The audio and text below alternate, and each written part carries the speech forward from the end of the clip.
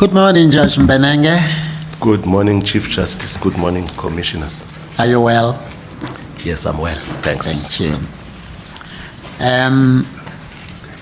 Maybe it's only proper that I leave it to you to tell us in your own words why you believe you are the right person for the position. Just brag unreservedly. Want me to go to town? As much as you believe it's appropriate. I will. Thank you, Chief Justice. Perhaps let me start off by saying there are certain attributes when it comes to leadership. And when we talk about leadership, you always have to measure yourself against those attributes. The first one being that I believe I'm a visionary. I believe I'm influential. I've got the ability to give directions. And also I can manage conflict.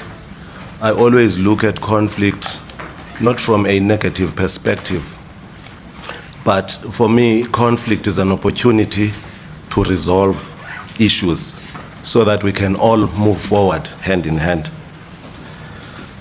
I also believe that I do have human relations, good human relations. And the other thing about me is that I'm extrovertic. I'm not the sort of person who is hard to predict. You get to know at the outset what my views are on a matter. I'm just talking now purely at the level of administration and leadership. And it sometimes helps me because once I bounce off a view, then there's an opportunity to steer me in the right direction, lest I'm not absolutely correct. I am born and bred in the Eastern Cape. That is the place where I practiced as an advocate. I batted there as a lawyer. I acted in the Eastern Cape, not just in Umtata, but in the various divisions or sister divisions within the Eastern Cape. I had the opportunity to observe leadership styles. I remember I acted for the first time during the days of Zitzman JP, the then JP of the Eastern Cape prior to the merger. I acted as a judge under the leadership of the former JP, Judge Somyalo, under Judge Sangoni. I acted in the labor court under the leadership of the now DCJ. I acted in KwaZulu-Natal under the leadership of the former JP Chabalala.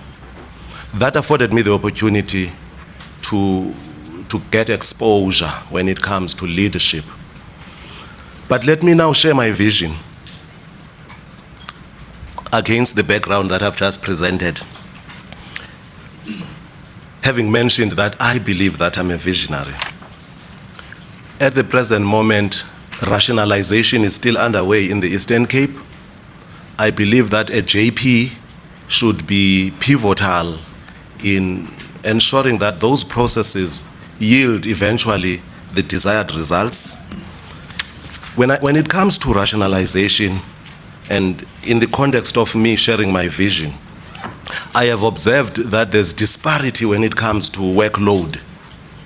You will sit in Bisho, you will see that the lane may not be as fast as it is when you are in Umtata, for instance, or in Port Elizabeth or elsewhere. All that has to do with the fact that the jurisdictional areas, the way they are carved now, are such that the workload may not be such that it is spread evenly. There is currently at an administrative level a realignment of magisterial districts. There's an attempt to align them with municipal districts, but that may have a negative impact on the rationalization process. So it means a JP should be alive to that and should ensure that he influences the course one way or the other for the betterment of the governance of the division. I've addressed the issue of workload in that context. Then there is uniformity of case flow management. You will find that the idea has been embraced in Mtata. It has been embraced in Bisho. The idea is beginning to, let me say, it's at an inception level, because it would seem that even in Grahamstown and Port Elizabeth, the idea is gradually being bought. But at the level of my vision, all I can say is what is important is uniformity when it comes to case flow management. It is indeed so that in those areas where it has been embraced and it's running, there is room for improvement. I have observed on some occasion that practitioners don't tend to treat it seriously, and it is for the judge concerned to instill seriousness on the part of practitioners. I say so particularly because there will be instances where you see that a particular firm of attorneys will have sent a candidate attorney when in fact it's an important time and it's time to get a senior partner, somebody who's alive to the issues in a case, to participate in case flow management. Having mentioned that, I have observed also that there is no civil court running role in place. These are matters that have been discussed. I'm not claiming victory when it comes to this. I am mentioning it in the context of vision, mindful of the fact that certain processes were decided on. And when it comes to the civil role being a running role, to ensure that matters set down, for instance, on a Thursday, do not get postponed because a particular judge has been allocated to handle civil work just for 1 week. So I'm simply mentioning that I have a vision in this regard. I would champion that cause and ensure that things happen the way they were planned. I also have a vision about a user-friendly motion court system. I say user-friendly motion court system because at present you have a situation where 2 judges run motion court on a particular day. They are duty judges. They will handle motion court. The one judge will go into court in the morning at 10. The judge concerned will finish, let's say, at 12. Then the next judge will walk into court and finalize the business of the day. But I have observed, CJ and commissioners, that that setup is not without problems. Motion court is meant to be speedy and cheap.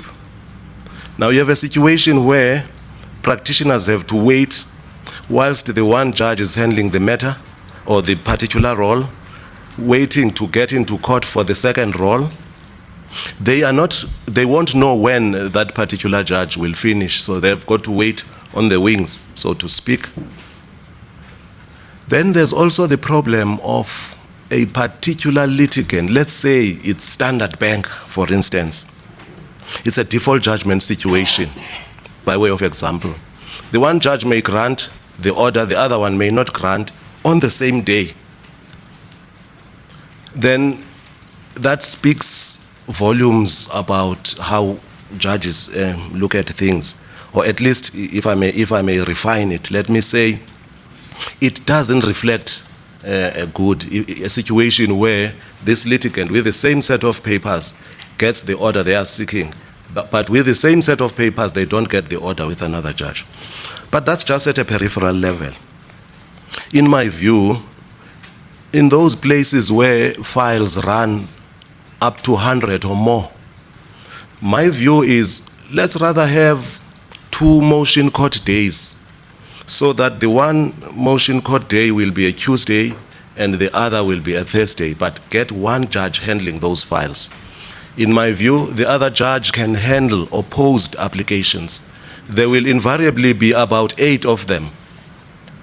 I'm of the view that insofar as the load may be heavy on some days because some matters are complex and the files are voluminous, it would be available to the leader in that particular division to ensure that those judges whose matters have collapsed come to the aid of that particular judge, if it comes to a push. But my experience is that it is possible for a judge to hear opposed applications, all by herself or himself. But if it comes to a push, there should be mechanisms set in place to ensure that they are aided. So that is the vision that I have. I did, when I was in Umtata, purely by way of testing the setup or the system, I did avail myself to do unopposed applications all by myself. They range between 90 and 120. And my experience is that it is possible for a judge to handle that number of files. The challenge, though, is that those files will be availed by the registry office in the afternoon of Friday, leaving you with basically few days to prepare. So it is in that context that I am saying, in those areas where files range from 90 to 120, it would be good to split motion court into two. That holds for Port Elizabeth, where you get about 100 to 120 files. That holds for Umtata, where you get about 100 to 120 files. May not necessarily be so with Bisho. The workload does not justify the splitting of motion court. Then there is the issue of appeals being heard in Grahamstown on a particular week. I think the hour has come for Umtata, in light of the role that we have in Umtata, to run a similar dispensation where the full court will sit on Monday and then ordinary appeals are heard on Wednesdays and Fridays. I believe that the hour has come, and I have a vision in relation to that. Then there's the issue of rotation of judges. Bear in mind that we've got this vast area, a huge division, geographically very wide in area, and judges get appointed to be judges in a particular division. I think the starting point is merely to say one must live with one's choice. If you choose to be a judge in Umtata, you may have to be a judge in Umtata. If for any reason you've got to move from Umtata to some other sister division, maybe a good case could be made. But let me not digress. Let me simply address the issue of rotation. For purposes of cross-pollinating judges, it is good, especially at the level of appeals, that you have a full court comprising two judges from outside of the division wherein the matter is serving, and possibly one other judge from that particular division. The reason is not far to seek. It is to make sure that justice is seen to be done as much as possible. I also believe that when it comes to motion court work, rotation should be implemented for transformational reasons. You have a situation, for instance, of a judge sitting in Port Elizabeth or even Grahamstown, not steeped in customary law, who, if deployed in Umtata for some week, will eventually get exposure in that field. You also have a situation of judges sitting in Umtata where there is virtually no commercial work. They need exposure in commercial work. It would be good to implement rotation at that level. Having said that, there are financial constraints and also other resources, because the challenge ends up being a situation where judges are more on the road than being in their stations discharging their judicial functions. So I would like to qualify what I've said. I'm saying, in short, rotation is good to a limited extent. And for the sake of certainty, it could be kept at something like judges will leave their stations for something like 2 or 3 weeks out of 9 or 10 weeks per term, for the reasons I have mentioned. Then there's the issue of acting appointments. AJP obviously plays a pivotal role when it comes to acting appointments, and an approach which I would term trial and error would not be the best of approaches. I think the starting point is to say there are practitioners in a particular division. They appear before those judges in that division. Their skills as lawyers are gleaned when one reads their papers. Skills, writing skills. And their ability to think on their feet is also something that is gleaned in court when they appear. So when it comes to practitioners, advocates, and attorneys, there should be no problem, in my view, in identifying up-and-coming and potential judges. This is not something one can do single-handedly. Of course, one does need to interact at a certain level with legal bodies. We can't leave it there. The judiciary covers magistrates as well. Judges interact with magistrates at a certain level. We know that there are reviews from time to time. Queries are issued. Magistrates are called upon to proffer responses to queries raised by a particular judge. That is a moment for getting an understanding of who at least know what they are doing out there in the districts. We can't leave it at that. We don't have to be conventional. History has proved us wrong. There was a view in the past that academics do not belong to the bench. I believe they too could be elevated in fitting situations.